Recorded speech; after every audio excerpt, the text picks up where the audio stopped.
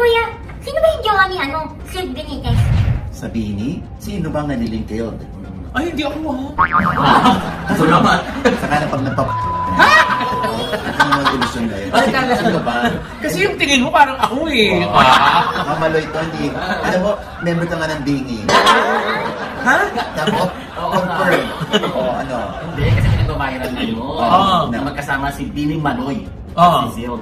Tapos nakalagay pa doon, not to brag, sabi ni Manoy.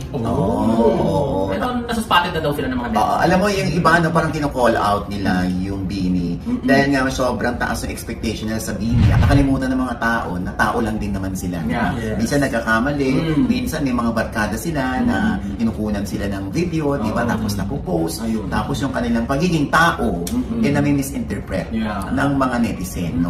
Akala kasi ng mga netizen, wala kang karapatan magkamali kasi Bini member ka. Perfect dapat. Perfect dapat. Hindi.